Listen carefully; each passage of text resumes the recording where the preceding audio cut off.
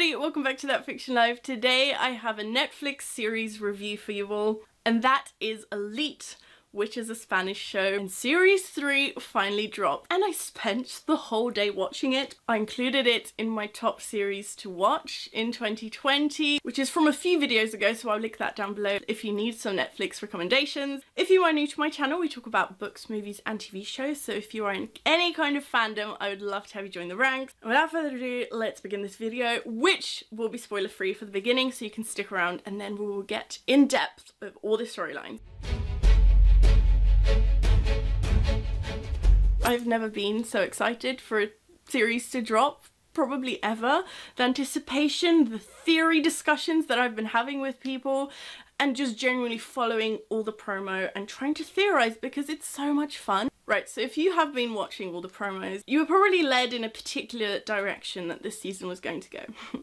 They're all wrong, because I have never been so betrayed in my whole life, and I don't mean this in a positive way. This season was very different, and I think you need to have that mindset going into it, because I was expecting the same kind of structure, and yes, it does loosely follow the sort of flash forwards and flashback, but I just didn't find it as structured and as intricate as seasons 1 and 2.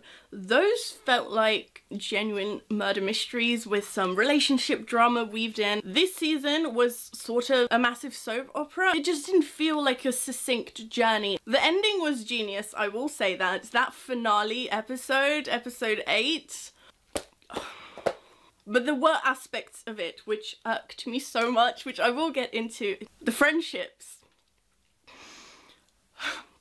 I've never been so ecstatic about certain people becoming friends and all of them working together as a group, but the relationships, the romantic relationships, just burn the house down. No. Please. I feel as though it's still worth watching this series just because if you are invested in these characters' lives as I was, you want to know what happens to them. But just for me personally, it wasn't as special as seasons 1 and 2, and I am angry. That's what I'm going to say for non-spoilers, because I want to delve into my notes, of which there are many. So do leave this video because you don't want spoilers. Go and watch it, see what you think. And first of all, let's begin with the first sort of 2 episodes, because I feel like they gave a very good foundation for where the series was heading. But even then I was already noticing differences. We were getting hardly any scenes of the sort of core couples of the series. We have Carla and Samuel. Didn't have any scenes. Someone on Twitter said they had less than 10 minutes of screen time throughout the 8 hours of the show, which is blasphemy. Nadia and Guzman, it felt like they didn't even know each other. Seasons 2, they had these very angsty scenes, and I'm not saying, you know, they have to get together because they're my favourite couples, but it felt as though they threw away all of the development from the last 2 seasons. I don't think anyone thought that Apollo was going to win the court case, which wasn't even a real case. They just sat down. Okay, as a law student, that scene offended me. Okay, so Guzman's going off the rails in these first couple of episodes. When he first goes for Apollo, I felt it to my core, because for him to get reprimanded for attacking the guy that killed his sister, Lord Almighty.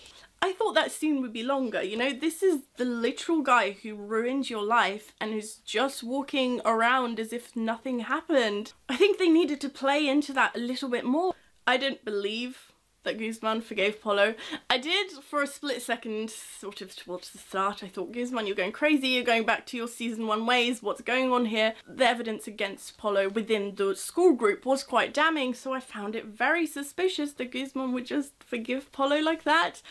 So when they tie him up, you know, Guzman, I'm so proud of you. You know, not for kidnapping someone because illegal, but just the fact that it was all a lie and he was just manipulating Polo. He didn't believe him. Yes. So the further that we get into the season, I was starting to lose it a little bit because it came across as different characters. All their personalities seem to really drastically change for no apparent reason.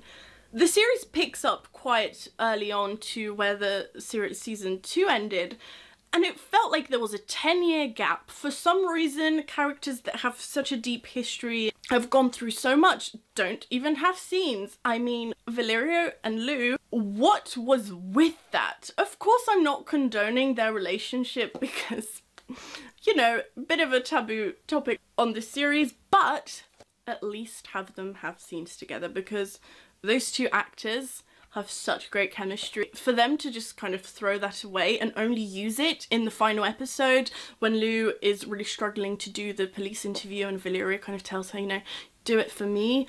You've lied for me so many times. Do it for yourself. Those are the scenes that I wanted to see from them. Oh, Guzman turning up to buy the asparagus. I thought that was going to be a redeeming part of the series, but no. He makes a deal to work for Nadia so she can work on her applications, and that just gets kind of thrown off. It's not even discussed again. There were so many loose ends if you think about it. Lou saying that she set traps for Polo and Cayetana. Where even was any mention of that? Yes, I know they didn't go to the party, but then what was the point of that scene? Because now I want to know what those traps were. Maybe I didn't catch it. Let's talk about the two new characters. So Malik and Uri, their only purpose in this season was to uproot our favourite couples, which was so stupid. I felt that this show was of such high quality and it was very sophisticated in the way all these kind of dramatic and soapy tropes were done, but for them to just bring in two new characters purely as love interests for massive fan favourites, why couldn't they've had their own plot lines? Yes, you can argue Malik had his thing with Omar, which we'll talk about in a little bit, but I just felt like there were plot devices, and I hate that because I wanted a genuine reason for them to be there, because it's exciting to get new characters and for them just to not even be antagonists, they were just there. Let's talk about Sam and Carla. Okay? Right, I'm not saying that the writers have any kind of obligation to the fans, because it's their story and they have every right to pair up people how they like, but when you watch interviews with the producers and everything, they all said that Sam and Carla were there as a test to see whether the fans responded well to them. And the fandom erupted when that happened. So when you do something like that, I think you do have a little bit of an obligation to carry that through, at least give us scenes throughout the season. But it was as though they didn't even know each other. They didn't have any scenes. And that thing at the end, I can't even talk about it. I mean, first of all, the pasta, how dare you, Samuel, eat that by yourself? Second of all, why not send that text? I'm traumatized. Now let's talk about Nadia and Guzman, okay?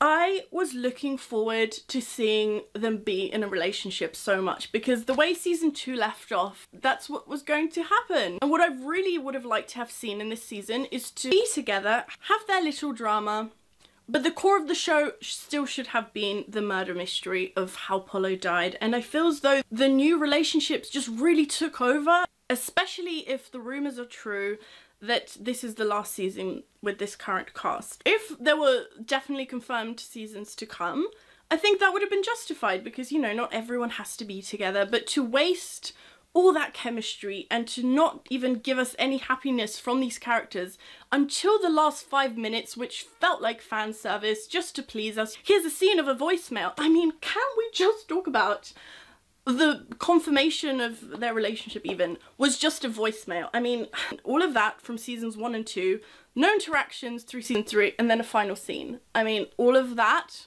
was for a voicemail? Are you kidding me? Let's talk about Omar and Anda, shall we? There was no flow to their relationship. They both were justified totally in their struggles this season. You know, it's very hard for one and the other to be in this relationship given the new circumstances and Anda's illness, but it felt messy. It was all over the place. You know, suddenly you have Anda just lying to Omar that he cheated with Omar's the one that cheated. It was just all a big mess, and Anda is such a sweet angel this season. At least they were the couple that were endgame though. They truly deserve some happiness after all the hell that they went through. I just have such a sour taste for Malik because of that. I just felt like I was missing something throughout this whole season because our characters didn't feel like our characters. There was no angsty scenes between any of these massive couples. And that was what made seasons 1 and 2 so good, because yes, you have this massive murder mystery throughout, but you're waiting for those little moments between all the big ships in the fandom, and it just didn't happen. I felt like genuinely it was a massive fast forward. Everything was kind of thrown away. And this is another thing. I had no sense of time in this season. Why were there no timestamps? Let's talk about the very end, because me and my friends had very deep theories about what was going to happen, and the one key thing that we said was we didn't want Apollo's death to be an accident, because that is so repetitive. We full on thought this was going to turn into some Agatha Christie type of plotline where we had all the protagonists kind of plotting Apollo's murder or something. I wanted something different. So when Lou is revealed to be the killer by accident, I wanted to smash the TV. There was no payoff, because I feel as though in this current time we have seen so many murder mysteries, right? And there is this expectation, I think, that whatever the reveal is, it's going to be one of the characters we know. So I think we all come to terms with whatever plotline we're watching that is going to be one of the characters, and I guess we kind of accept whoever is revealed. That's okay, sure, he's the killer, I see why, not really much of a plot twist anymore. And that's exactly what they did here.